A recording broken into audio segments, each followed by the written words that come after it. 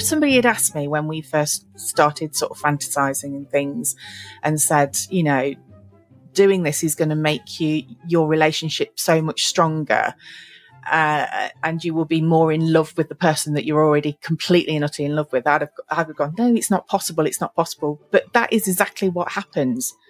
And I didn't think I could love Mr. N any more than I already did.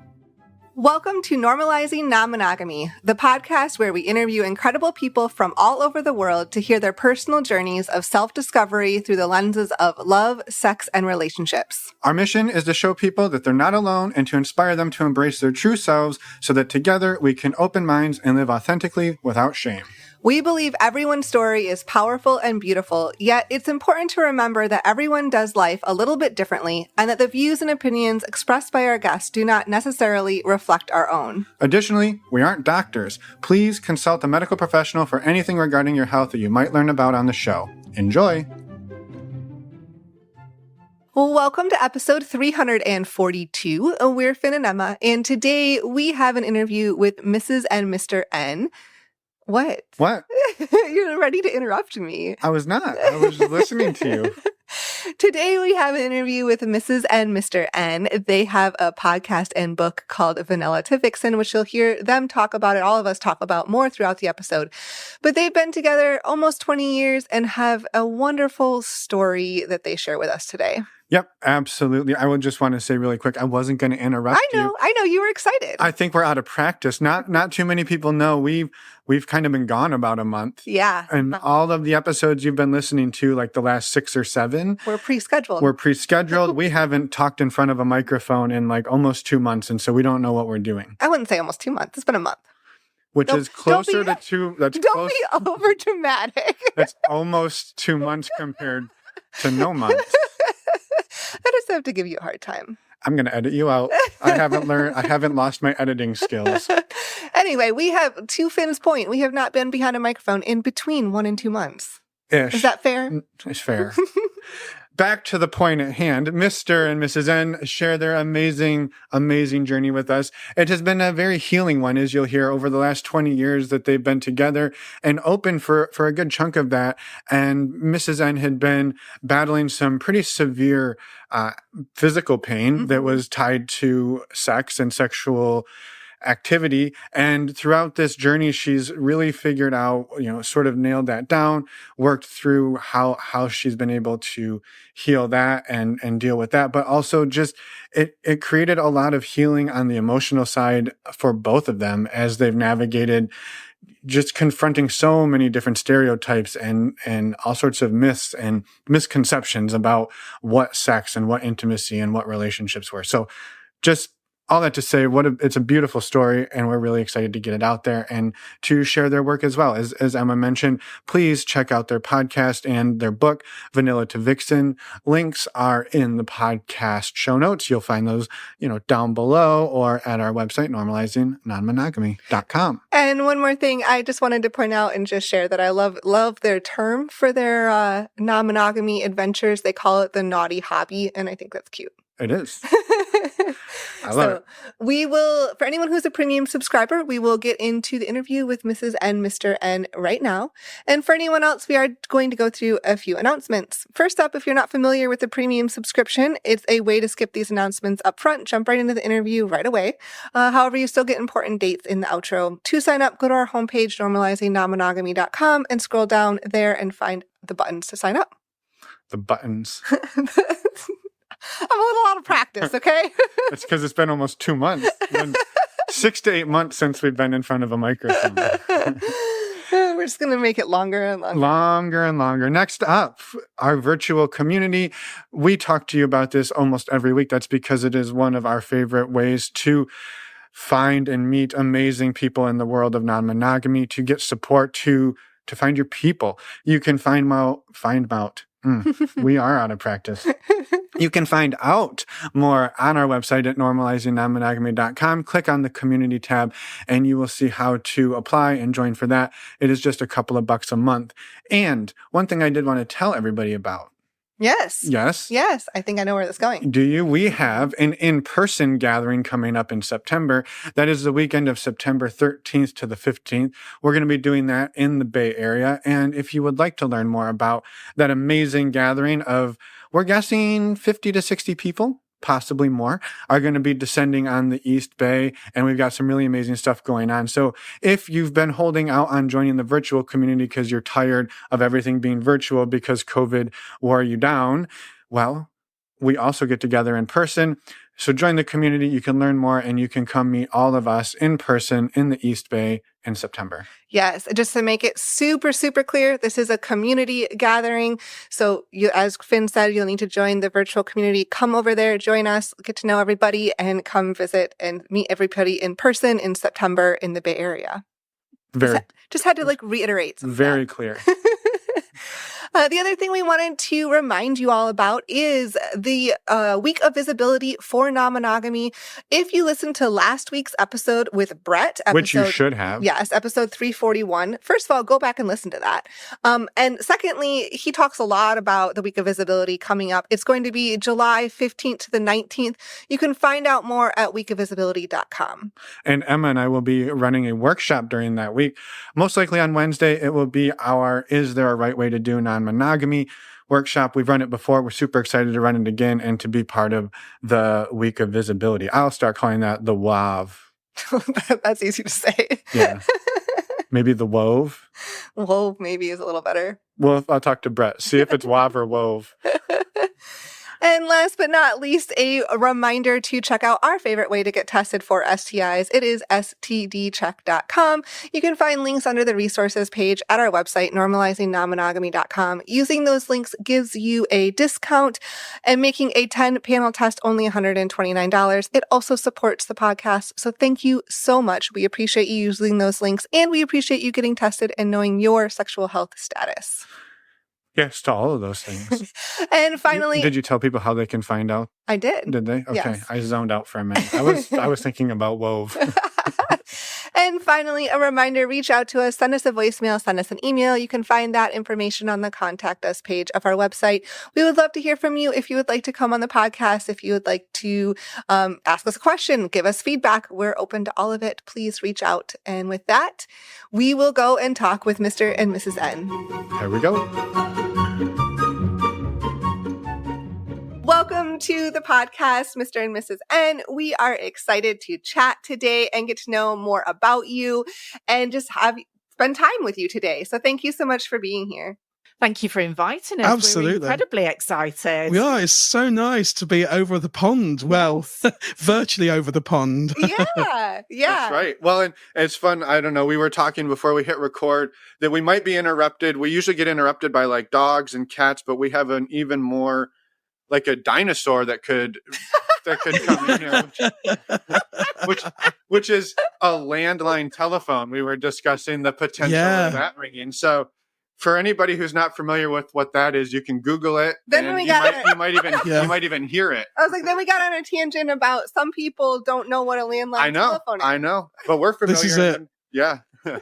This is it. You see, when you wanted to block somebody on a landline, you just hung up. That's it. Yeah. And when you wanted to know who was calling, I don't know if this was a thing in the UK, but you do *69. Was that a thing for you? Oh, we got 1471, but we didn't get that right until about the late noughties. Yeah. We were way behind on landlines. I mean, we had proper dial phones. You know, where you had to put your finger in the dial and dial it round. It would take about half an hour to make a call. Yeah, we've only just got electricity and lights over here. Perfect. Well, we're so glad you were able to get a few minutes of electricity to talk to us today, and some internet even. Amazing. So it's dial-up, I'm sure, but absolutely that's totally good. So would you two be willing to introduce yourselves for anyone who's not familiar with the two of you? We would. We are Mr. and Mrs. N, also known as the naughty couple. Yeah, and we spell it kind of weirdly, don't we? We spell it Naughty, CP1. So it's like couple CPL, but we use a 1 instead of the L. It's all terribly complicated. It is very complicated. we wish really good for search engine optimization. It's exactly. It seemed like a good idea at the time, not so much now. Yeah. But now you're stuck with it, right? So yeah. Unfortunately. And so, what brings maybe the two of you across the pond onto our podcast, and what are we going to talk about today? We know this is a leading question. Well, Mrs. N is we are involved in the non-monogamous lifestyle. We're huge fans of your podcast. We love your podcast, and we like the subjects that you cover on it. And so I think we sent an email to you, and we sort of thought we'd let you know a bit of what life's like on this side of the pond, and how the lifestyle is over here. We don't even like calling it a lifestyle, do we? No, it's called the naughty hobby, is what we call it over here. Perfect. I would love to start. Yeah. I would love to start with, like, how long have you two been together, and what drew you, what brought you to non-monogamy in the first place? We have been together for 19 years. 19 years. Married 18 years this year. Mm-hmm. And I was actually married before I met Mr. N, and I had a little girl, and that, unfortunately, that relationship broke down. And then I was lucky enough to meet Mr. N, which is a story in itself. But we started off by sort of fantasizing, which is something I'd never done before. It was quite early on in our relationship. It was very early on in our relationship. Quite early on. And it's not something I'd fantasized with anyone else in previous relationships. So it was just something that we did between us. We just found incredibly sexy and erotic. And so that's how it began. It was just fantasizing in bed, really. Yeah. And that when that kind of came up, I could see that too it could be scary, right? I can see the fun in it. I mean, we've had that fun as well. But maybe initially, was there any tinge of like, whoa, hold on a minute. This is a bit too much? I think. Oh gosh, yes. Yeah, definitely. It was pure fantasy. We never dreamed of doing that. I have to be honest. I think you were definitely a little more open, and probably what's the word I'm looking for? Can't think of the word. You were reckless. No, not at all. But you, I think you had a broader knowledge of sex and what's out there than I did. I was quite a sheltered little girl, shall we say. You're making me sound like a gigolo. No, not at all. So obviously it was Mr. N that suggested, have you ever fantasized? And I was like, no, I wouldn't even know where to start. And in the beginning, I did find it a little bit odd because it just felt not natural to me at the time. I had worked in entertainment. Let's just call it entertainment. I worked in entertainment for a long, long time in music and entertainment. And so I suppose I kind of, it was a far more, people think it's a rock and roll lifestyle, but it really isn't. It really isn't. And it can actually be quite lonely because, when you're out and working in music and things like that, you don't actually get to meet a lot of people. You get to meet a lot of drunk people at the end of the night. And so when I met Mrs. N, I had definitely 100% she is my soulmate. I think it's fair to say, I think Mrs. N would agree that I'd got probably quite a broad life experience. Yes. But I hadn't shared that life experience with anyone up until that point, not romantically, if you would like to call it that. Yeah. So I felt very much like I wanted for her to experience some of the things that, not that I had directly experienced, but I suppose things that I had kind of seen from the outside, I suppose. Let's call it like that. Yeah, that makes sense. Yeah, like the you've had this sort of life of adventure. And yes. how do you share, maybe not those exact adventures, but the zest and the vibe of the adventure with somebody? It sounds like that was something you were craving for a while to be able to share that in a partnered way. I suppose adrenaline junkie. You call me an adrenaline junkie. You are an adrenaline junkie, definitely. And Mrs. N said that. And but up until that point, I really didn't see myself as an adrenaline junkie. But when Mrs. N pointed it out, yes, that's what it was, definitely. It was also nice for me, though, because past relationships had been very stagnant, shall we say. So, it was all very one-sided. So I'd never had anybody that was really that interested in showing me pleasure or sharing something with me. It was always about the other person. So when I met Mr. N, and, you know, we talked. We always talk. And, you know, he openly said, you know, there's so much more to sex than, you know, just penetration. And I hadn't experienced that at all. So to be able to share that with somebody that is your soulmate is the most amazing thing. And that's kind of where the journey started, wasn't it? Yeah, I think it's quite a story because literally on our second date, I know Mrs. N won't mind me sort of sharing this. So literally on our second date, we had an instant attraction, real deep attraction to each other. And Mrs. N said, you might not want to be with me anymore.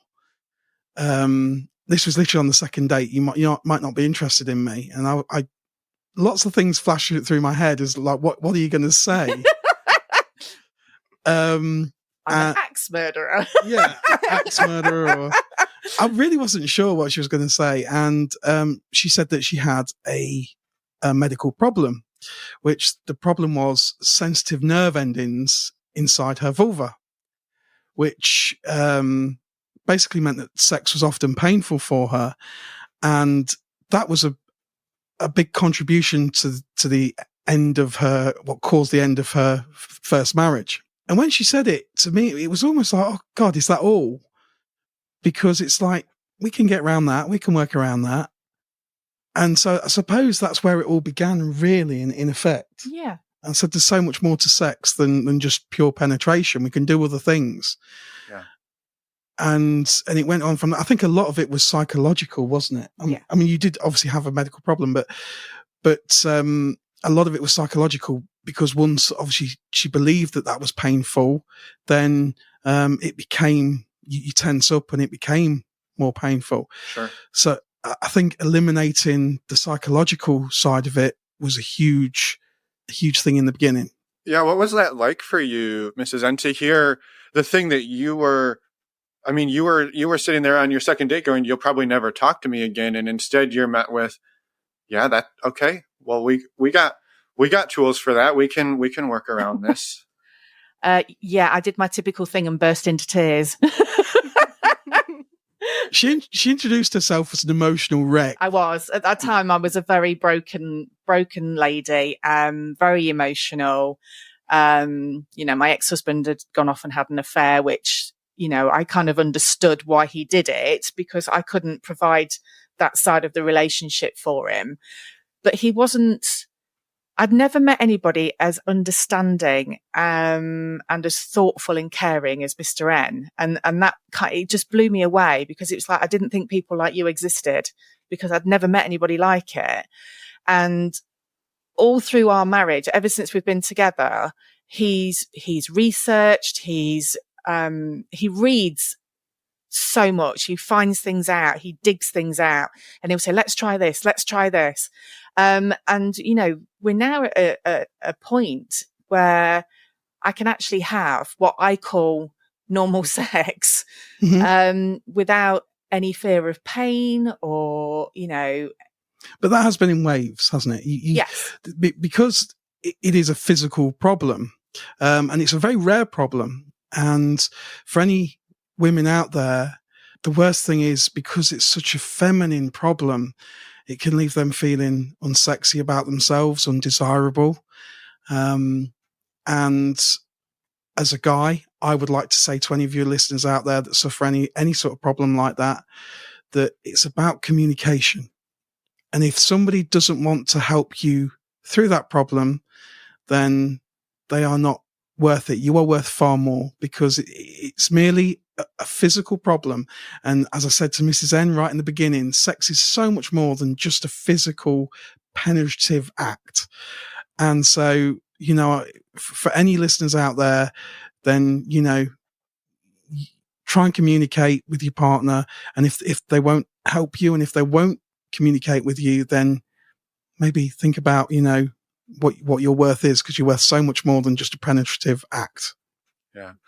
Yeah, I'm so grateful you said that. And I think too, right, on top of some of the things you named, right, feeling unsexy, all of those things, there's all the societal pressure that gets heaped on, you know, particularly women, right? You perform, and that's what you said, like you couldn't perform, you couldn't give your husband what he wanted, so your husband went and found somebody else, had an affair, and then you're landing there trying to heal from that, going, I want to go on dates, but you'll probably leave me just like the last person. Well, and it's not even easy to talk about with anybody either. Yeah. Jeez. It's it's difficult because obviously it is quite at the time. I mean, I've had this problem for over 30 years, and it took almost 20 years for the medical profession to actually find out what it was. Yeah.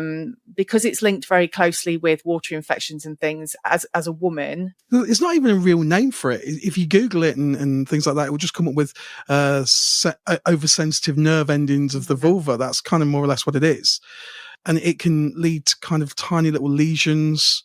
Bruising is another one, isn't it? Yeah, bruising, but the worst thing is, from my point of view, that it can lead to constant water infections after sex. And so for a guy, you know, to have sex with your partner, somebody that you love, that you're madly in love with, but then see them suffer so badly for days afterwards, you feel a tremendous amount of responsibility for that. You feel like you've caused that.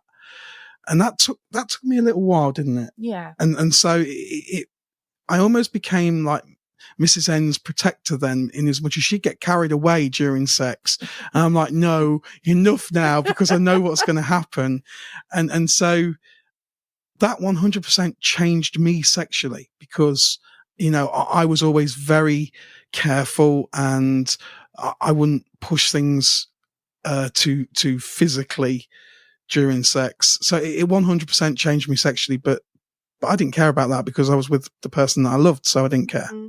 It sounds like this experience for both of you over this relationship has changed both of you sexually too. Like you've been there to support each other through this, to explore together in new ways, and that you've met each other there. Absolutely. And I think the other thing as well, and I didn't realize this until obviously Mr. N and I started with the fantasizing and everything else, that how much I'd suppressed my whole sexuality. Yeah, absolutely. Because I think I was too frightened to have sex because I didn't want to be in pain. So I kind of, any emotions or anything that way, I just locked them away until I met Mr. N. And then he kind of like opened Pandora's box, shall we say. And as we started to sort of discover each other and find out about each other, and then it kind of, this whole world that had been locked away for so long suddenly came out, and it was like, whoa. Then we couldn't put it back in the box. It definitely is not going back in the box. And then fantasizing moved on. We're talking about sort of old telephone lines and house phones and things. We're very old. So we started on something called Yahoo Chat. Does anyone remember that? Yep.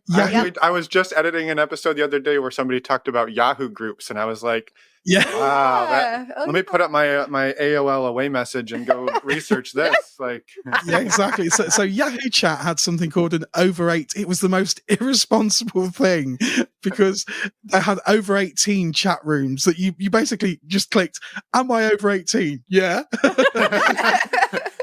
And yeah, that was it. You were in, and you could basically chat to anybody and everybody, and everybody had like webcams. For your younger listeners, we had webcams that were about 8 pixels, so you had to kind of squint and look at it and go, "Is that their face or is it a nipple?" I can't tell. And we actually to start off with, we just enjoyed chatting and like we'd found our own sexuality, I think, together. We were growing together and we suddenly enjoyed this. I suppose it was like voyeur exhibitionism. Yeah. And I loved pushing Mrs. N. I'd been, you know, in entertainment music. So I liked being at the background and I liked just watching Mrs. N grow and develop and seeing her blossom sexually, I suppose. And you were completely quiet, weren't you? Oh, I was a nightmare in the beginning. I was really shy and almost not embarrassed, but it's just like I used to say to Mr. N, I don't mind people watching, but don't get me to talk to them. I can't talk to them. She'd be like, I'll show my tits, but I'm not speaking. Well, plus they Now might they think it's her can't shut me face. up. They can't tell. It's one pixel. So yeah, that's it exactly. And we were chatting, and we got chatting to a guy. I think the world seemed, I'm probably just putting rose tinted glasses, but the world seemed a nicer place back then. I mean, you still got weirdos and sort of nutters on there, but you just press the block button and that was it. They were gone. And we got chatting to a really nice guy who was in the British military. And so he was all over the place. And this was about 2007. I think now we moved on to 2007. Yeah. And we ended up chatting to this regular guy, I should say, for about 3 years. Wow. And because he was in the military, he would sometimes just be lonely. So we would literally get together, always end up like masturbating, Mrs. N, but then afterwards we'd sit there and just chat. And so we had this social connection. And then 3 years of this continued. And he said one day he kind of knew the village of where we lived. And he said, by the way, I'm actually passing where you live. And he lived on the other side of the country when he was in the UK anyway, and he was very rarely in the UK. And he said, I'm passing where you live. And we just kind of looked at each other and we were like, shall we? And we could feel our heart beating and a heart in our mouths. And we said, yeah, let's go for it. And we agreed to meet. We did. And it was the most terrifying thing we've ever done in our lives. Absolutely petrifying. Because we didn't set out to be swingers or to be non-monogamous. It was just something that we found we had a real kink for. And it was just something that we now understand as like a hot wife or whatever, you know, you wish, whatever label you wish to give it. We don't like labels. But that was definitely the kink we had. Mm. And it sounds like you had been exploring this very slowly from the beginning of your relationship. Like you two, it sounds like, you know, kind of started redefining sex for each other with each other as you were exploring over the first several years of your relationship, exploring how to navigate, Mrs. N's health issues and coming out of other relationships and coming together, and then fantasizing, going into that, finding these new exciting things, and then talking to this one person for 3 years and just taking time to really slowly do it. We did talk to others, but it was him we kind of regularly used to chat to.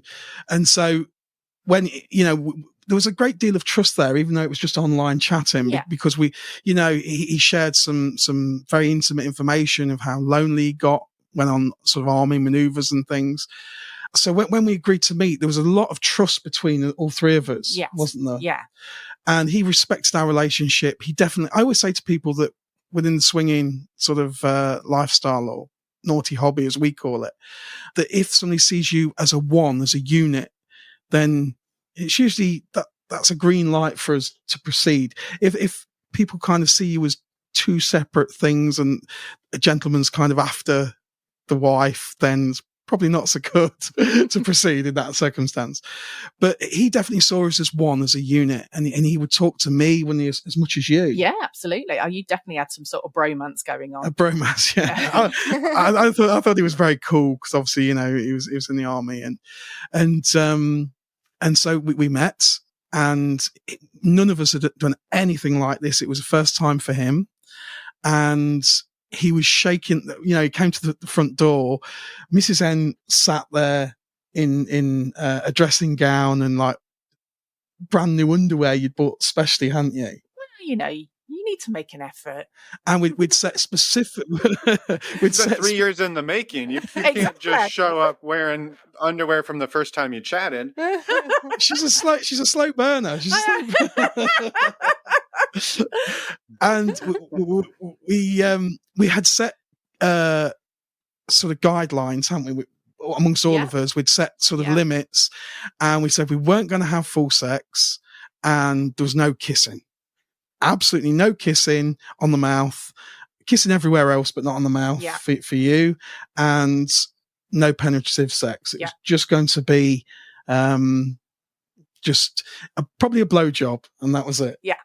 And that was it. That was all we were going to do. One of those rules got broken. And it wasn't the kissing rule. The kissing rule remained, but the other one. And they ended up having sex while I kind of watched, and you did it 3 times. Did we? Yes, you did it 3 times. It's burned into my memory. It was very sexy. And I mean, I watched and it just developed. And Mrs. N was kind of biting her lip on the lounge floor, and she just kind of looked at me, and I could see just this utter look of eroticism and like I'd never seen. And I think I probably actually broke the rule, didn't I? You did. You instigated. So I just said, do you want to fuck him?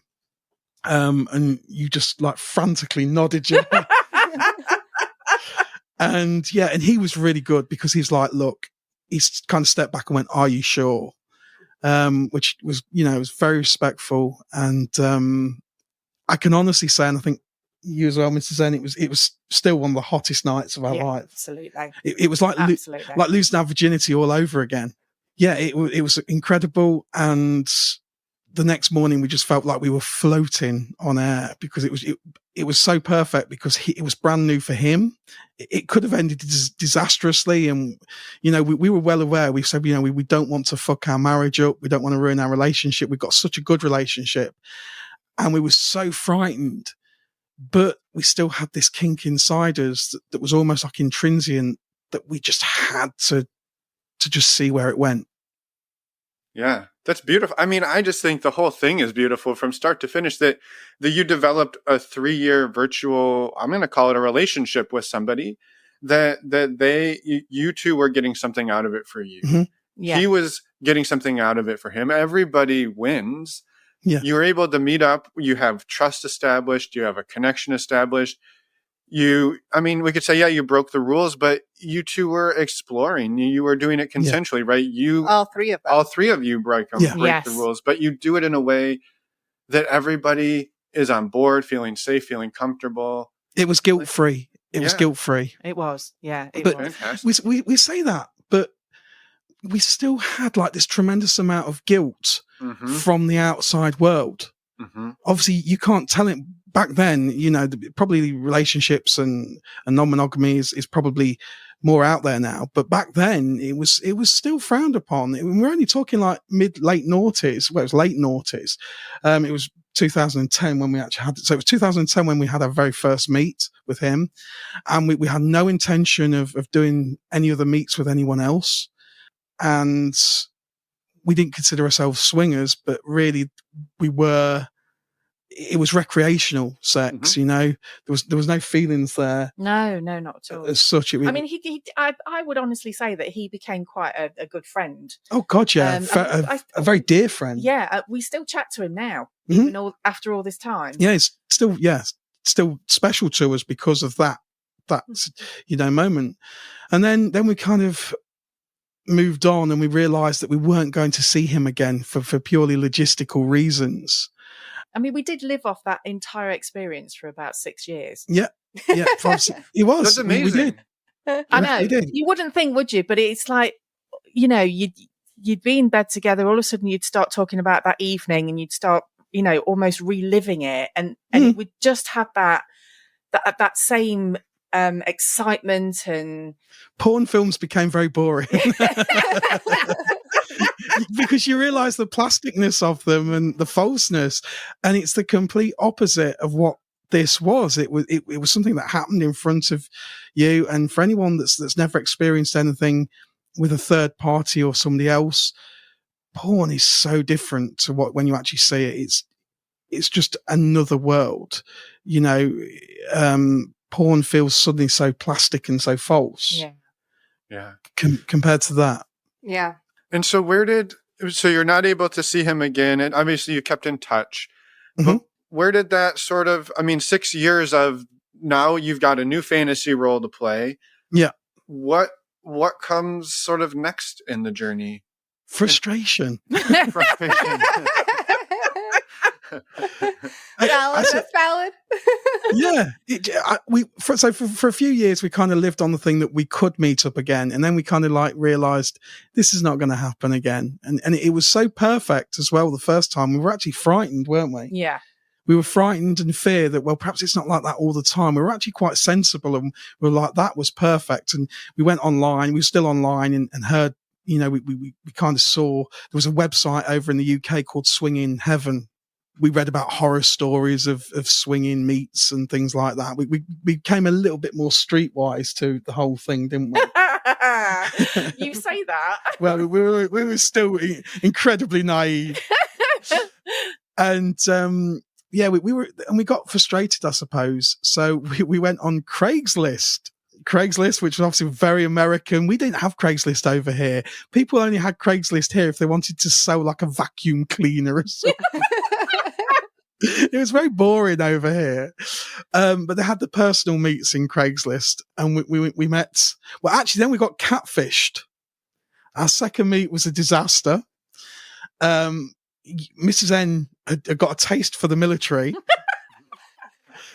And so we decided to meet somebody else, and we got chatted to this guy, and he said he was a pilot. I didn't realize he was a pilot in the Second World War. Yeah. And Mrs. N you developed a bit of a kink then for being a cougar. Yeah. So you wanted like not a younger gentleman, just a little bit younger. And so this guy came we agreed to meet, and we felt, more confident this time. We know what we're doing. We're experts at this. No, we're not. And he came to the door and he brought to the door with him. I can only describe the gentleman as he was about 30 years older, at least, than his photo he'd sent to us. And he stood there he had no idea. It was the first time for him again. And he had a bottle of wine. Yeah. And what was the other thing he had with him? I forget. A bouquet of flowers. A bouquet of flowers and a bottle of wine, which for a swinging meet is not really. It's like, this isn't a date, dear. And then he told us he was so nervous he had hired a car so that we didn't recognize anybody around. And he traveled like hundreds of miles and he'd hired it. I was like, we don't live in the Bronx. Your car is safe outside our house. And it was a complete and utter disaster. It was just awful. I walked in and I said to Mrs. N, you don't have to do anything. You don't have to do anything. Because what I realized now is with experience, I would have just gone, look, you've catfished us. You look nothing like your photo. Thank you very much. And that would have been it. We would have just said no. But we were stupid and naive at the time. And so we invited him in and we went through with the whole thing just out of British politeness and stupidity. It's ridiculous when you think about it. It was one of those like, I just want it to be over. I mean, we laugh and giggle and we say things like, oh, you take one for the team. And it was, that was definitely taking one for the team, that one. And so that was a bit of a disaster, but we carried on. Stupidly, we persevered. I'm going to say, well, yeah, if nothing, we persevere with things. And I just want to interrupt really quick and say you're talking to two people who know this journey well. We've had some of those ourselves. People who, yes, we've had the large age gap from what they say. We persevered. There's a learning curve, and we look back and we're like, what were we thinking? Yeah. And we didn't know, right? We didn't know what we didn't know. Yeah. Well, and you have to remember, Yeah. other people don't necessarily know what they don't know either. Yep. So Yep. it's That's right. Yeah. Yep. He was doing his best and you were doing your best, and everybody's best was awkward and weird and crazy. Yeah. That's so true. Yeah. And we had like a third meet. The third meet was really good. And we met another guy, and we only ever had the fantasy of the male, female, male thing, Mhm. you know, like Mhm. just that was just what did it for us. Yeah.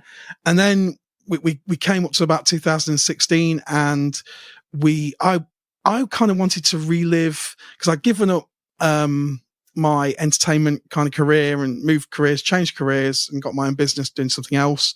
And I wanted to try a club. So we have like swingers clubs over here. And so I think a part of me wanted to just relive that, you know, nightclub environment kind of thing. So I kind of like said, let's try a club, didn't I? You did. Yes. It was your suggestion. Definitely. Yeah. And we literally have a club that we looked at all the clubs, and we found one called Liberty Elite. And that changed our lives, literally going there, because once we went to the club, we suddenly felt we lost the guilt. We felt like we weren't just not two individuals, but a couple living this secret life that almost felt, you know, we were doing it behind curtains, and we suddenly found that there was this massive community, and we weren't seedy, we weren't, you know, sexual deviants, and it suddenly felt incredibly normal. Mm-hmm. And that changed everything. Yeah. And so did you two start then frequenting the clubs and sort of going down that path? Well, as you know, we rush into things, don't we? I can't, after a month, bear in mind, you know, clubs over here. So we discovered that the club we'd gone to was like the club in the whole country. So that was something we learned. We had no idea. Again, we stumbled upon it. It was reasonably close to where we lived, and it was just luck that it was the club of the country, and they hold events and have hosts for certain party nights. It's a tremendously luxurious club, isn't it? It is. What happened the first time we went there, Mr. N? The first time we went there, well, we met a very sexy lady that got on very well with you. No, before we went into the club, what happened? Oh, she likes bringing this up. We can tell. Yeah. I got the time wrong, and so we sat in the car park for an hour because I was like, I'm a very over-enthusiastic person. And so we sat in the car park for an hour waiting, and you can imagine nerves. My fingernail marks are still in the steering wheel. I literally do not know how we managed to stay there for the entire hour and then actually go into the club. I think most people would have driven off by that point. But people were arriving in taxis, and they were like on first name terms with the taxi driver. We saw them going, "Yeah, see you, Bill. See you at 2:00 in the morning when you come to pick us up." You know, to the taxi driver, and that's just a name I'm making up. Bill wasn't really the taxi driver. It might have been. But yeah, it just quite like, I can't believe this. And the place is in the middle of nowhere. It's completely, you know, on its own. There's no villages around it. It's a wonderful, magical place. But for everything to suddenly be so casual was so foreign to it. Yeah, it was really a strange experience. Yeah, and everyone was so dressed up, and it was just so beautiful. And the club is split into kind of two. So at the front of the club, you've got a bar, a lounge, a dance floor with DJs and things. And then at the back of the club, you've got almost like a spa room with lots of beds, including a giant big bed in the middle. And you've got jacuzzis and a spa which holds about 24 people. The jacuzzi giant. So this was luxury compared to some of the nightclubs I'd seen in the past. And so it looked like a nightclub when you went in, and it was beautiful, but everybody was like so friendly and so nice. And because people didn't go there primarily for alcohol, we have quite a drinking culture here in Britain, which unfortunately, is not the best drinking culture. So a lot of nightclubs are like meat factories. And so this place was so different because there were so many sober people at the end of the night. And they're all so polite and friendly. And, they could see that we were newbies. Oh, we might as well have had a big sign above our heads saying fresh meat. So you guys got out of the car that was in the parking lot for the last 5 hours. Exactly. Exactly. The funny thing was, going into the club for the first time, it's like most people already have a preconceived idea of what a swingers club's going to be like. Yeah. And I think I spent the first sort of hour or two just staring at the floor because I was worried that if I made eye contact with somebody, they'd think I'd want to have sex with them. Yeah. And it took me a while to get into the habit. Actually, no, it's not like that at all. No, it's just, it was amazing. And then, we carried on and we overindulged, as obviously. So we went to one event and then we discovered that all events are very different. So it's like, well, we've got to try all of them. And I'd like to point out, you two had been like going down this journey for like over a decade together of different conversations and like slowly having experience. So the fact that you dove into the club, like I feel like you had been like preparing for that for a long time. Yeah, but all of a sudden we were open to other kinks. Yeah, because you're just so much more open when you're in a club environment because you can talk about anything. Yeah, and. That first night, did you two just sort of stick together, or did you indulge in all of the activities and kind of give it, I don't want to say like the full experience, but or was it sort of just, hey, we're testing the waters? I mean, we hadn't planned anything, had we? No. We literally went in and I'm like, we'll just do the social thing and that's all we'll do. Yeah. And we met this gorgeous couple. They could see because we were literally standing at the bar on our own looking petrified. And I think they took pity on us. And they were just, funnily enough, having just a normal conversation about camping. And they I think they were very experienced though and took us under their wing. And they beautifully at the bar were talking about camping to another couple and then turned to us and just said, have you ever been camping? And literally pulled us into the conversation, which happens a lot at the club, doesn't it? Yes, it does. Yeah. And the evening just went where we chatted, and then they said, "Oh, we're going to go into the hot tub. Do you want to join us?" And it was like, "Well, yeah, okay then." So, and she was a stunning lady. Oh, she was absolutely beautiful. So we went into the hot tub. So that was a lovely experience, and the hot tub is one of my favourite parts of the club. And again, we felt very whether we would be accepted because we weren't what we call a full swap couple. Mrs. N had no intention of sharing me at this. Oh, no. We like the hot wife thing. So we told them our kink and what we liked and what we didn't like. And they, again, were totally respectful of that. Yeah. And in the end, we did lay on the big bed with them. You ended up on the big bed. Yes, we did end up on the big bed, and all it was is I think I gave the guy a blowjob, and that was it. You played a little bit with the lady as well, which was quite really sexy. That was like I lived about 10 Christmases in one that night. Amazing. Yeah. Yeah, we had such a good night that we overindulged and we just wanted to try other things then. And that was brilliant for about 4 years up until COVID. and that was shit.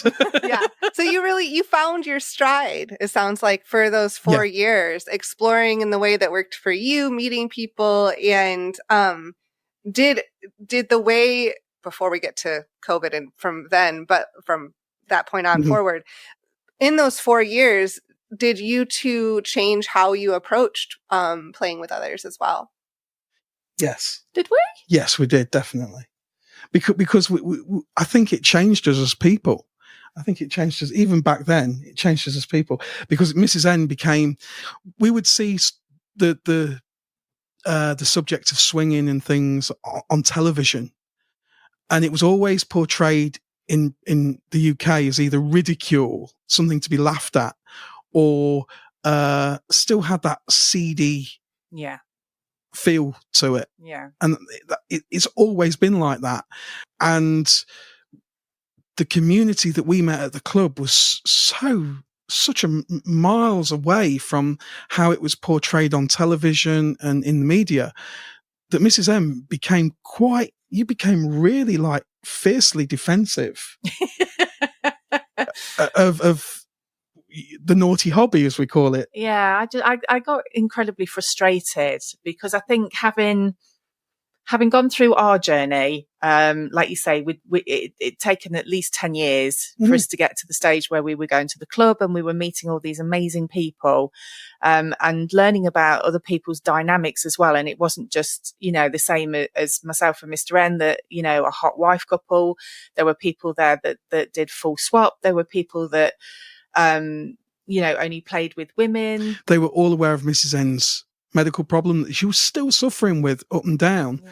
And she found a tremendous passion for anal sex. So you could do anal sex totally relaxing because, obviously, it wasn't anywhere near her pussy.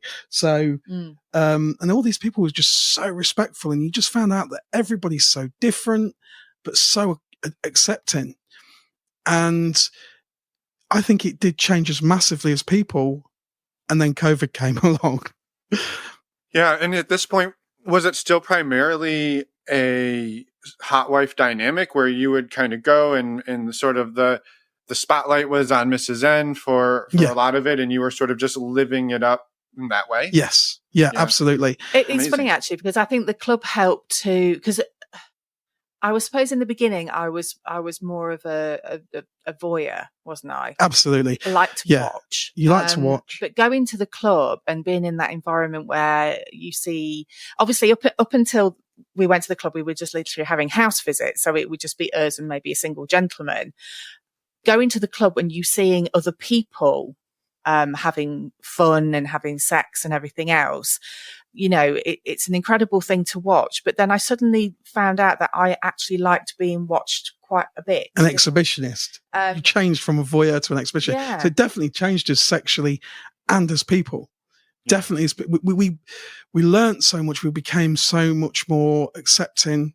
Not that we've got any prejudices before, but we actually physically, spent time with people that we would never have had the opportunity to spend time with. We got to spend time with these incredible people that in our normal lives, we wouldn't have had that amount of time to spend with, chatting and just learning about their lifestyle. And it enriched us. It enriched us as people. And there's this tremendous social side to the life. Massive. And then, of course, COVID came along and we lost all of that. Yeah. That went. So we wrote a book. We sat down in COVID. We had all this time on the hands, and I don't do sitting, do I? You're not a sitter, dear. And so Mrs. N would go away and write little bits, just scribble bits down of experiences. Well, in fairness, we talked a lot about our own past, hadn't we, when we first met? So we kind of knew each other's background and history and ex-partners and things like that. So Mr. N already knew a lot about my life, and it was a case of like, well, we chatted to people online, hadn't we? We chatted to other women online who maybe had similar problems and things. And, we used to get so many nice responses from people saying, you don't realize what you've done for me, just being able to talk about it, or just knowing that somebody else has gone through it or going through it makes a massive difference. And I just said to Mr. N, if we can do that literally just by messaging people, what if we told the whole story? But neither of us had ever done books or anything like this. We weren't writers. So you'd scribble things down and memories and things, and I'd go away and compile it. Yeah. And just compile it and put it all together and edit bits out and put, and it became a book. It literally became a book of Mrs. N's story, literally from losing her virginity right up to finding Liberty Elite, which changed our lives. And so it was literally, it's called, her journey from becoming, from a vanilla life to becoming a hot wife. Yeah. And the book is called Vanilla to Vixen. Vanilla to Vixen, my journey from vanilla life to becoming a hot wife. And we thought about 6 people would read it. I didn't even think anybody would read it, to be honest. I thought nobody's going to be interested in this. It was pure filth. But in the same way, shortly before that time, obviously you'd had Christian Grey and 50 Shades of Grey. And again, naively, because it was naive, we thought that had done wonders for the BDSM side of life. But oh, how we know differently now. That the people in fetish people and people in BDSM scene over here hate 50 Shades of Grey. Because obviously it's got the non-consent in it, and so they despise it and don't want to be associated with that. But by the same ruling, there was nothing for non-monogamy, there was nothing for swinging, and we wanted to just portray it as how normal we were, and we just had this kink, this fetish that we just wanted to follow through and just see where it went. Yeah. So I'm assuming your book's been read by a lot of people. Just 1 or 2. Yeah, I have to be honest, it completely blew us away. We sent it to a few publishers, literally just almost like the impossible dream, to get published would be amazing. And we got a response. We got a response back from this publisher, and they wanted to take the book on, and we were just absolutely like, can't believe it. But then the contract came through, and it was a really rubbish contract. And it meant that we couldn't even write a diary because they would own it. Everything in the future, they would own. And we were just like, no, we're not signing that. But it made us realize, we went to a friend and we had to kind of come out and say, look, we're swingers. This is what we do. We've written this. And we put trust in him, and he was wonderful. And he said, well, if a publisher believes in it, then you should believe in it. Just self-publish it. And so that's what we did. Yeah. We went down the self-publishing route, and the book's available through Amazon. We did it through Amazon, and it was just unbelievable. It just took off, and we're still gobsmacked. We're still absolutely gobsmacked by it. Yeah. And it's weird because I've had people that have actually asked for like signed copies and all sorts, and it's like, this is ridiculous. and people send us photos of like the book on planes and when they're on holiday. Yeah, Eiffel Tower in Paris, and we took a picture of it. It's just like, I love it. It's insane. I love it. It's brilliant. That is amazing. Well, and it's obviously impacting people, right? Your story is, sure, there's probably some filth and fun, sexy times in there, but there's so much in there that people are relating to, whether they have the exact same medical condition or something else that is a huge hurdle that they've had to overcome. And anything body conscious. At the end of the day, it's just body consciousness. So if anybody feels unsexy about themselves for whatever reason, this is what the feedback we get is that they relate to the book. Yeah. Because Mrs. N felt unsexy about yourself. Oh, terribly. So yeah. I'd never ever seen myself as a particularly attractive person. I was up until meeting Mr. N, I was definitely never made to feel, as if I was anything special. So it's taken me a very, very long time. And even when, we were online and you were chatting to people, and single guys would message us, I'd love to shag you and all this, that and the other. And it's like, yeah, but you're only saying that. You're only saying how beautiful I am because that's all you want. You just want to get sex. You just want sex.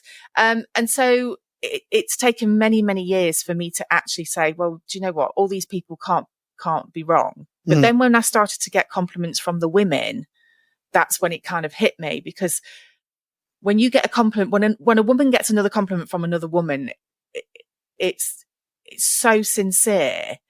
And that kind of blew me away, because I was getting lots of compliments from other women about, my figure and everything, which Mr. M will tell you.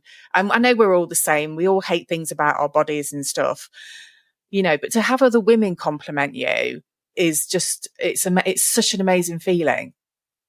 And for us, that's the community. That wasn't just exclusively to us. We found this community that everybody, we say everybody straightened each other's crowns. You could go in there, there'd be no ridicule. There'd be no, everybody straightened each other's crowns and would point out something that they liked about somebody else. It's like, you're wearing amazing shoes, or, you know, you look beautiful. Your hair looks fantastic. It's like, it's just this beautiful community.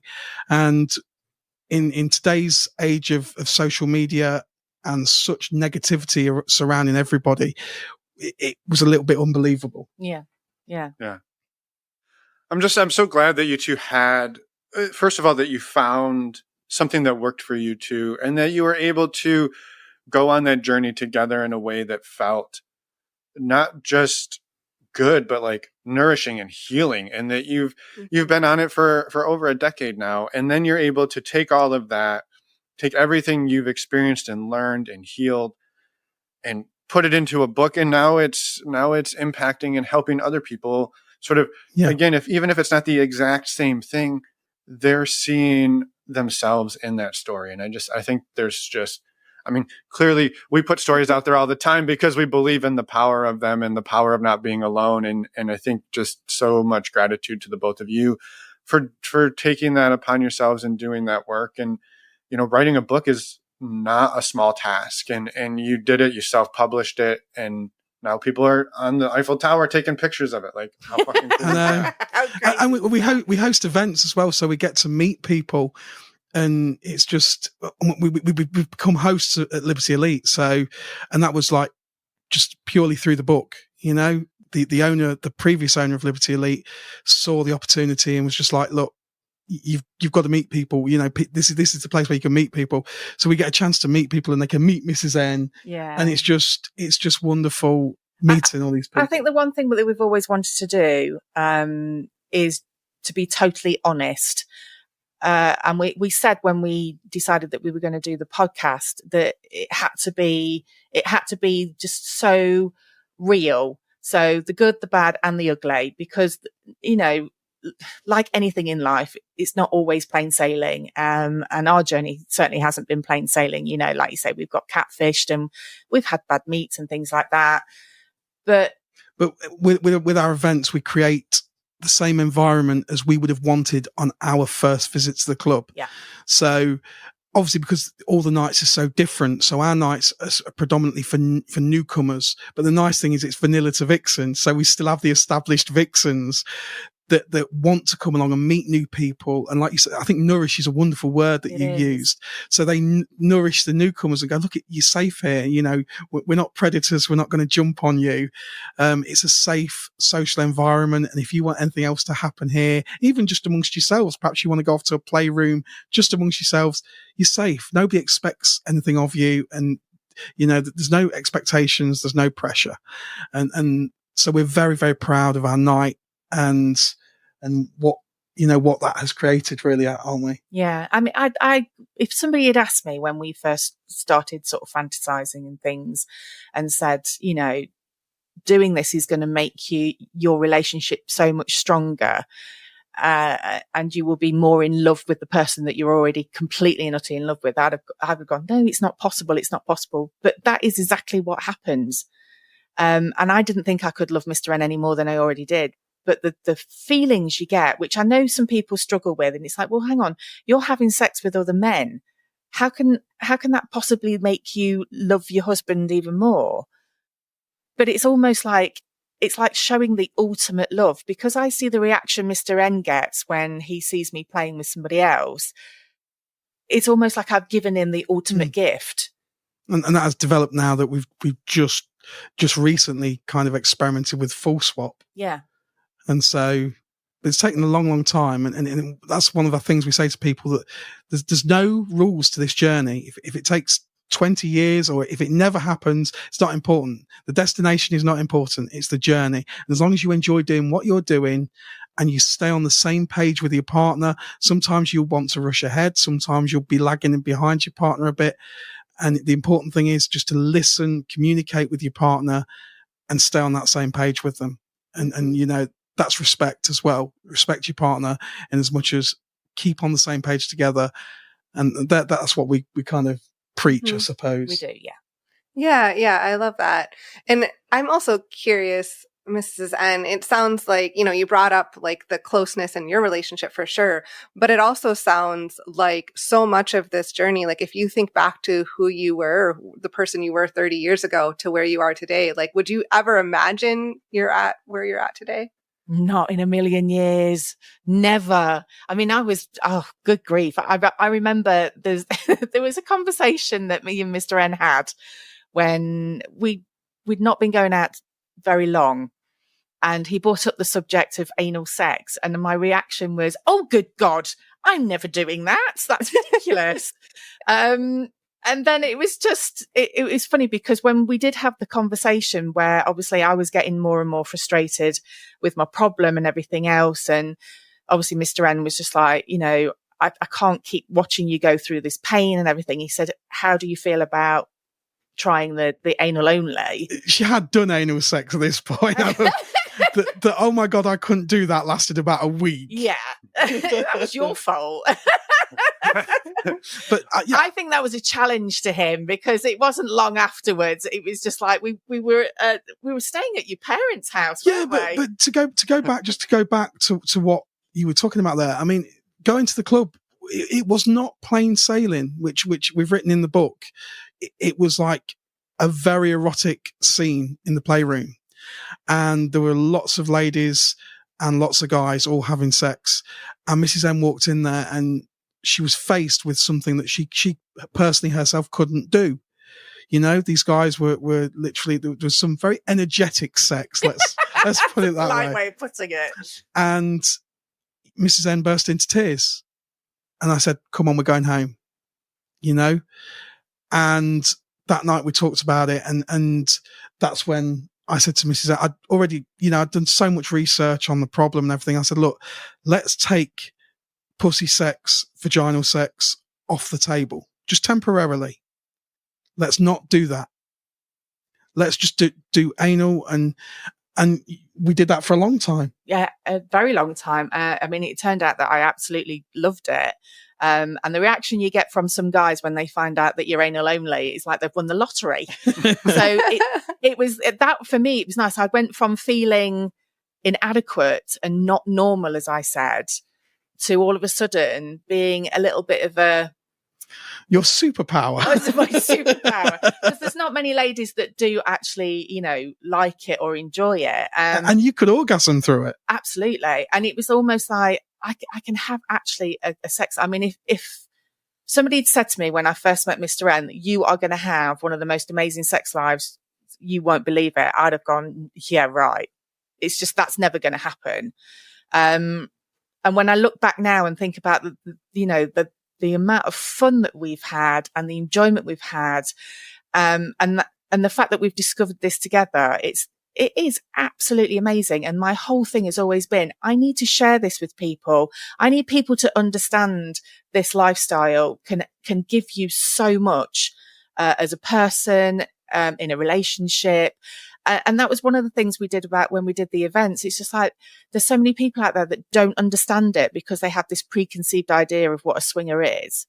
Yeah. And it's like, I want to educate people and want to show them how good it can be. But coming out wasn't all plain sailing either. And it sadly has cost some relationships with your family members. Yeah. Who just didn't understand it. And, they were, shocked and horrified in their words.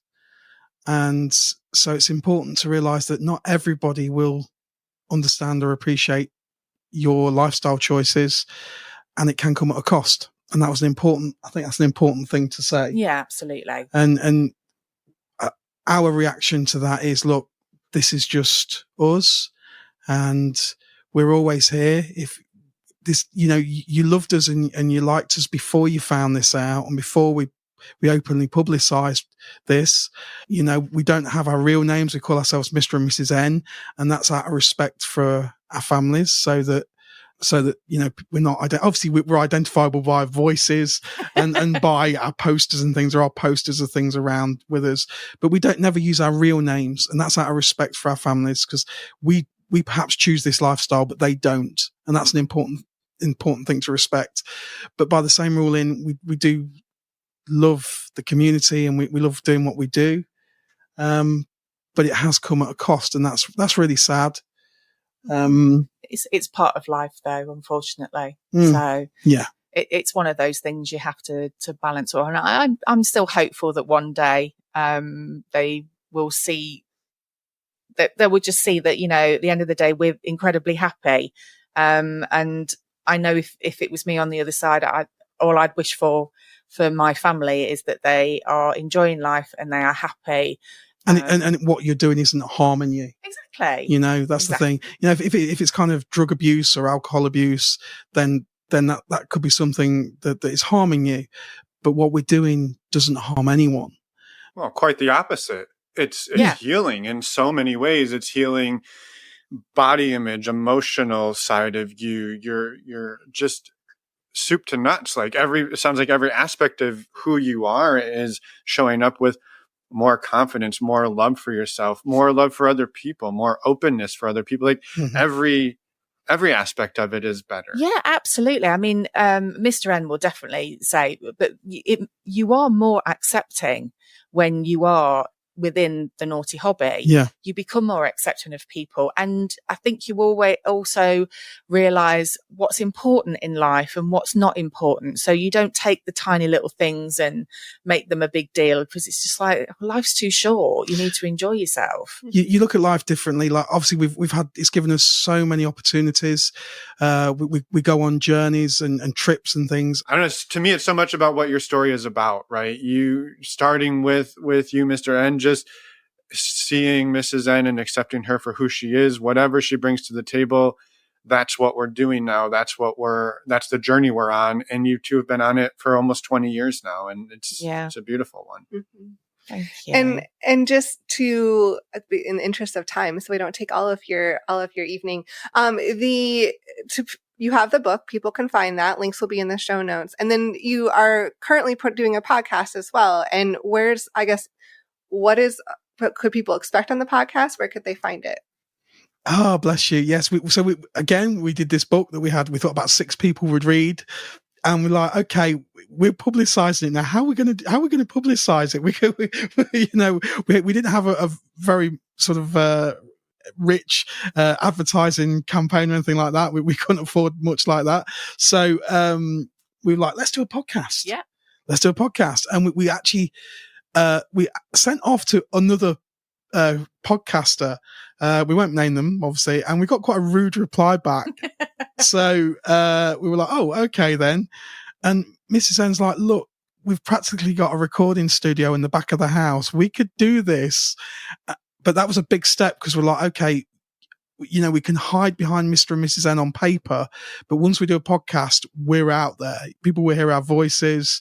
And so we did this podcast. We were going to do 6 episodes, maybe 8. And that was it. It was, yeah. That was the plan. And we're on episode 87 now. And it's been mind blowing. And yeah, it's on iTunes and Spotify. It's called Vanilla to Vixen. And we're in the iTunes top 10 over here in the UK.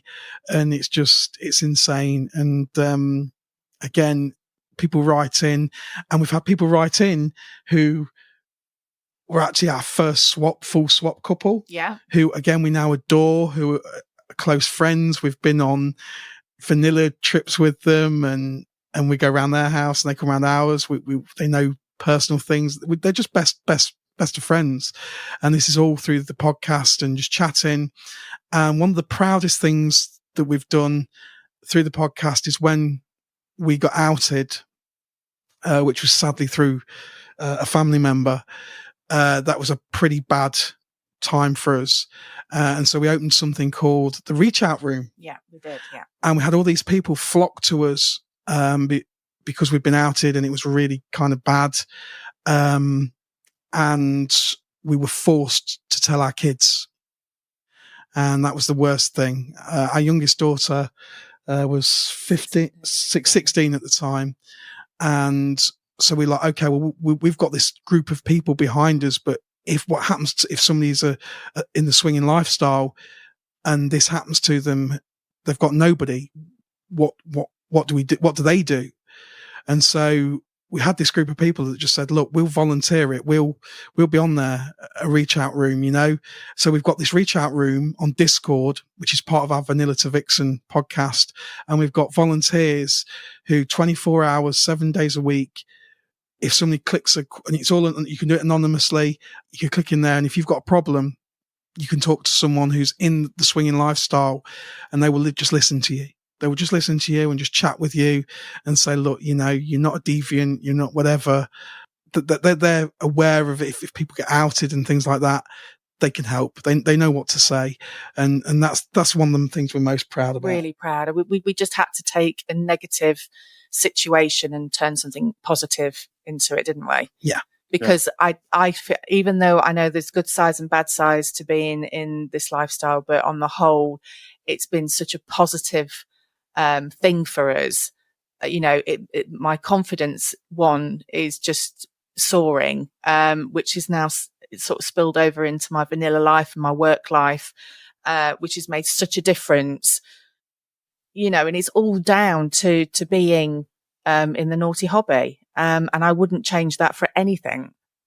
Yeah, I love that. That's amazing, and I'm just so grateful that you two have not just done it for yourselves, but done it for the community. And I think that's beautiful. And would love to, I would say, it sounds like we have a really great place to pick up the next time we bring you on to talk about your launch into Full Swap. And maybe we can even talk a little bit more about the being outed and that journey. Cause I want to make sure that gets its adequate, time that I believe it would take to sort of unpack that. And so maybe we bring you back on in the future and we get to unpack that and take us into the next phase. We would absolutely love that. Yeah, absolutely. Perfect. Well, it's been so wonderful meeting you two guys. It's been absolutely brilliant. Well, thank you. Yeah. Thank you so much for everything you've shared too. It's been great to chat with you. Yeah, it's been great to get to know you too, and to expand our podcast network across the seas. We've doubled it in size, so that's amazing. And absolutely, we will be letting people know, obviously, on our Discord group that they need to listen to your podcast because we think it's brilliant. And you guys are really, really I know amazing. you guys are so busy, but you are always welcome on Vanilla to Vixen. Absolutely. Always welcome. We would love to have your story on Vanilla to Vixen. It'd be awesome. Wonderful. Well, I will say that will most likely happen, and it will probably most likely happen later this year when life gives us a little breather. Somebody's in grad school, and it's a wild ride at the moment. So we're hanging on by the skin of our teeth. Bless you. Thank you both for all of the work that you've done as well, and just you've taken your journey and turned it into also like continuing your journey and helping others as well. Resource. And it's beautiful. So. Yeah, with that, we will end for today and hopefully cliffhanger. Hopefully, we'll back up in the future. Leave them wanting more. That's absolutely what right. Yeah. And we wish you the absolute best with grad school. We wish you the best with that, and we will see you definitely after. Hopefully, it's all qualified and all good. That's right. Well, thank you both, and have a wonderful evening. Thank you. You too. Thanks. Bye-bye. And we're back. We are back. Thank you so much, Mr. and Mrs. N, for everything that you shared and for the amazing work that you do too for your book and for the podcast and just, being all around great humans. Yes, echoing Emma's gratitude. Thank you, thank you, thank you. And thank you, listeners, for bearing with us on our first intro back after more than 8 months of being off. Oh my gosh. Okay, it's only been a month, people. It's only been a month. When you love your baby this much, it feels like 8 months. Yeah? Yeah, it's true. Right. So yes, just a quick reminder to anybody listening who's maybe part of the premium subscription who didn't get all of the juicy goodness up in the intro. We are doing a in-person retreat here in the Bay Area, September 13th to the 15th. That is for people who are in our virtual community. So if you're not part of the virtual community, now is the best time to join. And then you get to come and join us in person in San Francisco in September. Mm-hmm. More information you can find at normalizingnonmonogamy.com, clicking on the community tab. And a quick reminder to check out the Week of Visibility for Non-Monogamy, July 15th to the 19th. If you're not sure what we're talking about, go to weekofvisibility.com and check it all out. You can also go and listen to last week's episode 341 with Brett. We talk all about it. Talk all about wove. And a quick reminder, links to the work that Mrs. and Mr. N are doing are in the show notes as well. Please go and check it out. Next week. Yes. We have an amazing interview with Allie. Yes. I'm not going to spoil it. It's a great conversation. We are excited to see you all in a week. It'll only be a week this time, not months like last time. But we look forward to it. Until then, we hope you have a wonderful rest of your May. May's just about over. Mm-hmm. And then we get to do June. Yes. All right. I think that's it. That's all. Bye, everyone. Thanks for listening.